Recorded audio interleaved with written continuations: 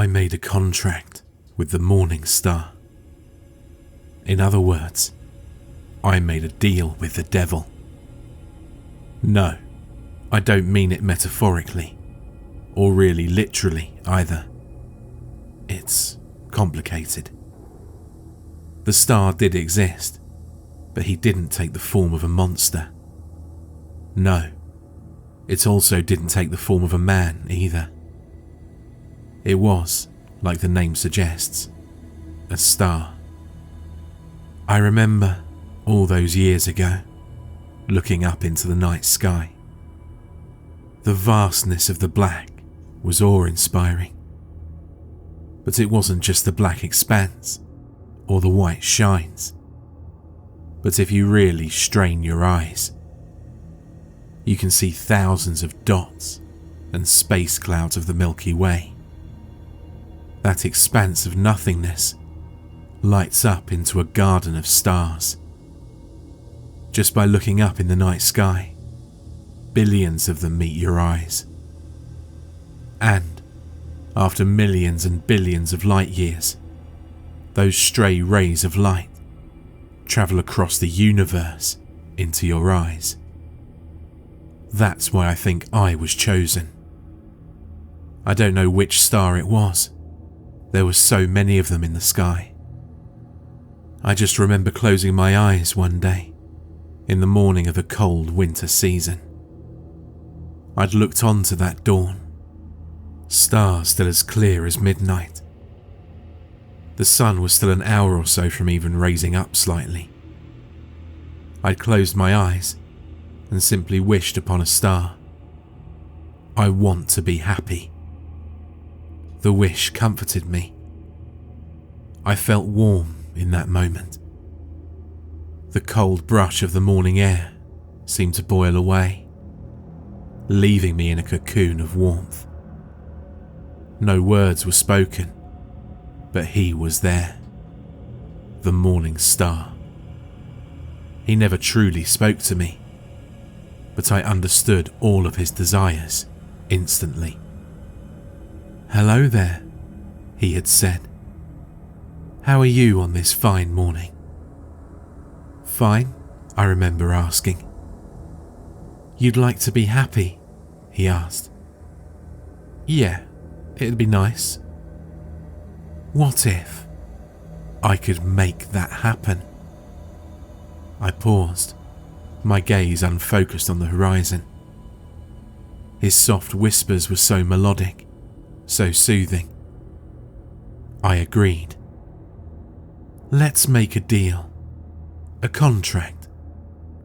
You get to be happy, forever, as much as you want, in return for some favours," he said. "I can't touch the world like you can. I can't move things. I just ask that sometime, you just be my hands and feet. Nothing insane. Don't want to do it? Just say no. It's your choice if you want to do it or not. Sound good?" I nodded. "Yeah, I'd like that." And you know what? Life got better. Not in the big ways. I didn't win a car or the lottery, or become a reality TV star or something. It was just the little things. My parents bringing me home my favourite treat. Just barely getting that A that I'd stressed about getting. Allowing me to get that perfect shot in soccer. It went on. His first favour was simple. "Hey, can you just press that sidewalk button? Over there." "The one that turns the light?" I asked. "Yes. You don't have to cross the street. Just ask the light to change." I pressed the button, the city's light giving me a strong weight while the light changed. I turned and walked away, the cars slowing to a halt as the light turned yellow and then red. Later that day, a car crash happened. A drunk driver didn't register the red light and didn't stop. 5 dead. If I made that connection, it was soothed out of my mind by the sweet melody that Mourning whispered in my ear. Next was just to not stop that one bully picking on the new kid in our class. I did what he asked, turning my head away and scribbling on my assignment while the teacher was out of the room. He, as you could probably imagine, was found dead a week later, citing that event in a note. They never had direct consequences. It wasn't as blatant as hurt this person, just let this happen. I remember saying no. I don't remember what to or when though. Those memories are locked away, far behind barriers of the mind that can never be opened again. I just remember his response. "No," he'd said softly. "Well, that's your choice." And I'd blacked out. Who knows how long I was out for, or if any time had truly elapsed at all. All I knew was that I awoke in white, pure white. After giving a slight groan and sitting up, I rubbed away the blur of deep sleep. The room was massive, more massive a room than I'd ever seen. It's your choice to say no. I just punish you for saying it. That's all. There was no source of the voice. There was nothing in the room.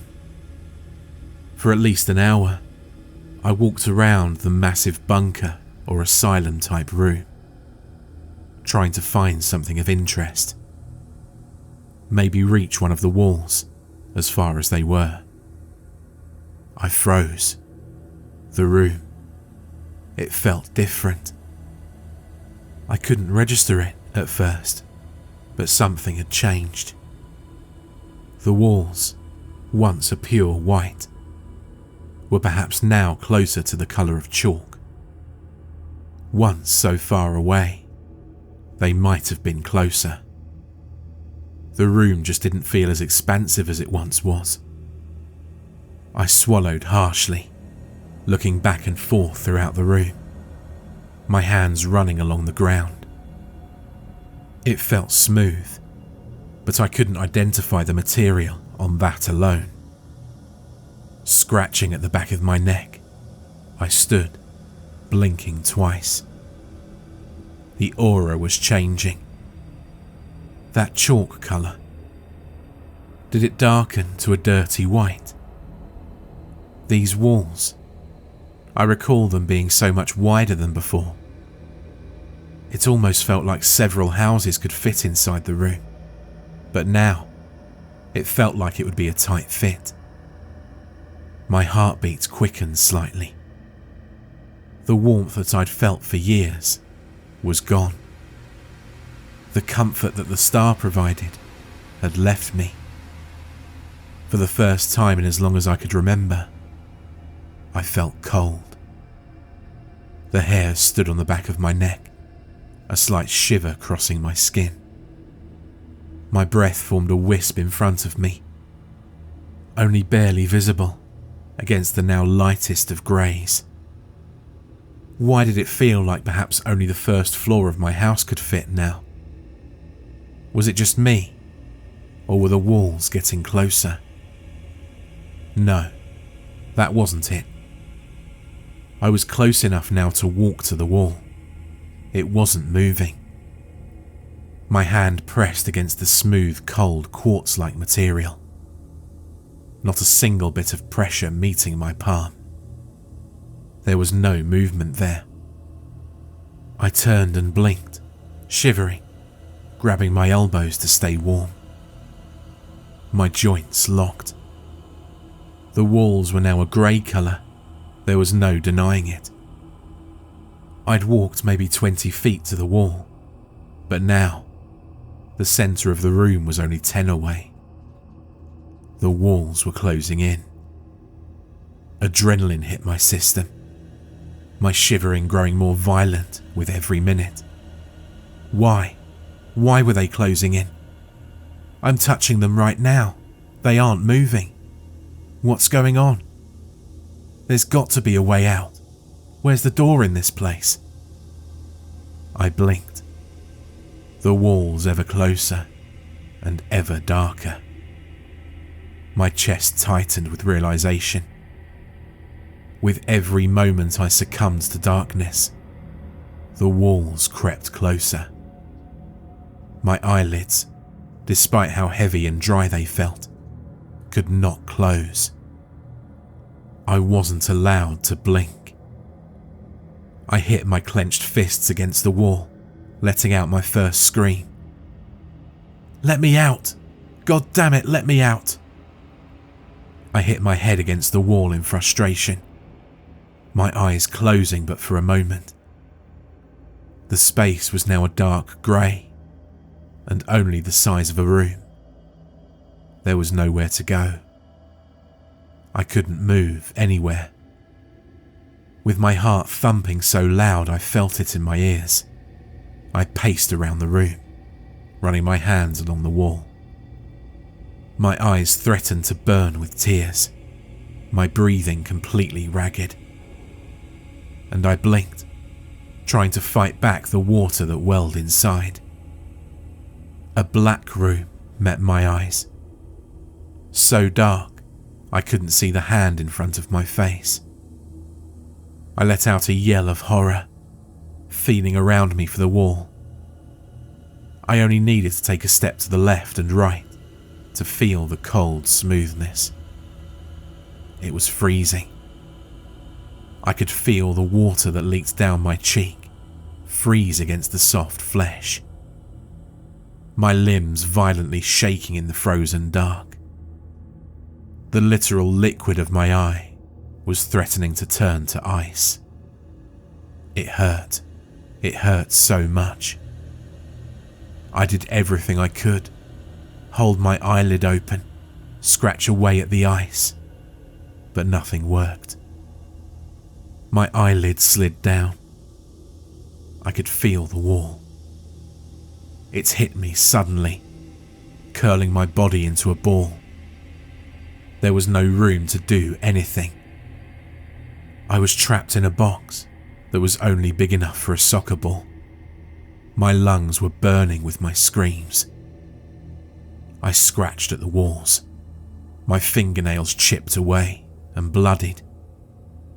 Let me out! Let me out! I screamed, tears streaming down my face. I blinked again, the walls coming down. I could feel every bone snap, every tendon cut, every muscle and piece of tissue collapse into mush. I awoke with a start, panting. Is it over? No, he said. I was tied to a table, each limb restrained. My head wouldn't move, my eyes no longer given the luxury of blinking. Some device was holding open the flesh, a machine located above my head. As I focused my gaze, I noticed a long needle located on its tip, aimed directly at the pupil of my eye. It was only an inch away. I let out a grunt as I thrust my limbs back and forth, trying to break free.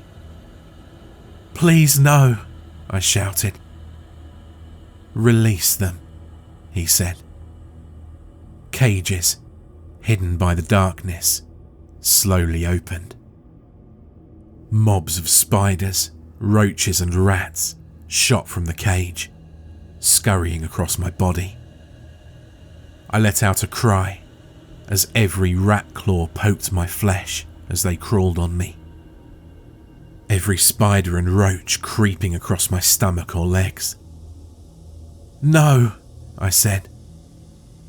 The machine whirred to life, and slowly the needle began to lower.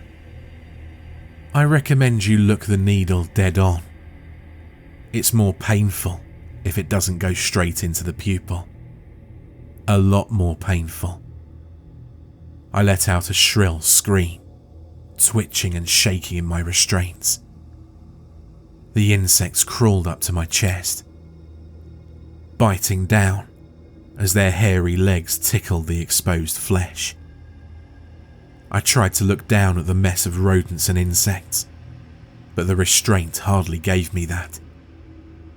I threw my head back, yelling a blood-curdling scream as the needle approached ever closer.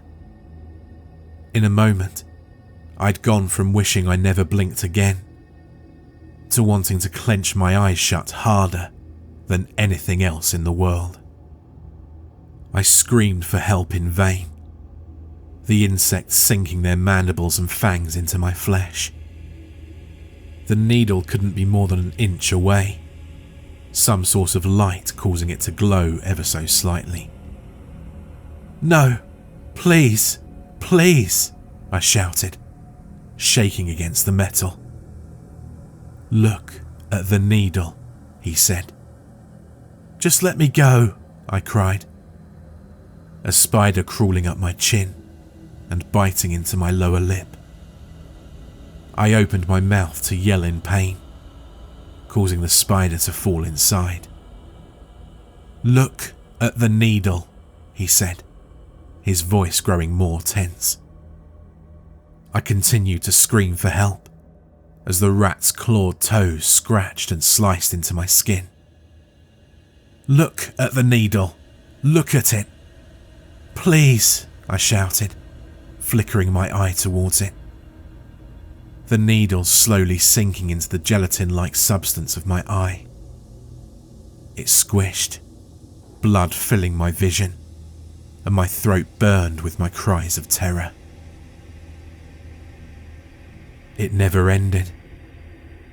I was in a lake at night, unable to see the bottom.